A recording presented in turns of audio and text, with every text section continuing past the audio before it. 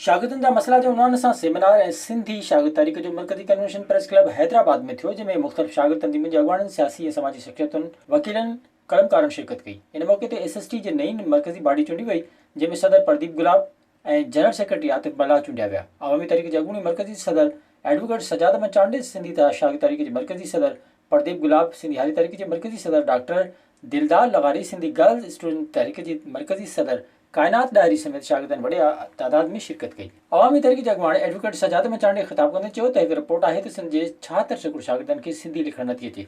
सिंध जे 90% स्कूलनि में बुनियादी सहूलियतूं मौजूदु न आहिनि। सिंध जे तालीमी इदारनि अंदरि इंतिहा पसंद तंज़ीमुनि खे त छूट मिलियल आहे, पर साइंस ऐं अदब पढ़णु ऐं पढ़ाइण ते पाबंदी लॻल आहे। अदा ही अॼु सिंधी शागिर्द तहरीक जे तरफ़ां ही प्रोग्राम थी रहियो आहे प्रेस क्लब हैदराबाद में, जंहिंमें हुननि जी जेका मरकज़ी कमेटी हूंदी, बॉडी हूंदी, उनजी चूंड बि थींदी। उन सां गॾोगॾु जेके शागिर्दनि सां लाॻापियल जेके मसइला आहिनि समूरी सिंध में बिशमूल यूनिवर्सिटियुनि जे, उन्हनि ते गौर वीचार कयो वेंदो ऐं कुझु उन्हनि जा मुतालबा, कुझु करारदादूं बि पेश थींदियूं। पाण सभु इन ॻाल्हि खां वाक़ुफ़ु आहियूं त जेको सिंध जो तालीमी निज़ाम तबाहीअ जे किनारे ते पहुचाए छॾियो अथनि, ऐं न रुॻो आमरनि जे दौर में, पर तव्हां ॾिसो जमहूरियत जे दौर में, ही जेको गुज़िरियल 12 सालनि खां सिंध में जमहूरियत जे नाले ते जेका हुकूमत क़ाइमु आहे, तव्हां ॾिसो त सिंध जी न रुॻो यूनिवर्सिटी खां वठी पर तालीम प्राइमरी सतह ते बि हज़ारें स्कूल बंदि पिया आहिनि।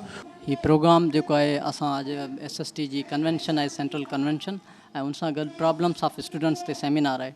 सिंधी शागिर्दनि सां हींअर मुख़्तलिफ़ तरीक़नि सां हिकु साज़िश तहत ते तइलीमी निसाब खे हिकिड़ो दकियानूस ऐं मुदे ख़ारज तइलीमी निसाब ॾेई उनखे जेको सो तइलीम खे हिकिड़ो धकु रसाए वियो आहे।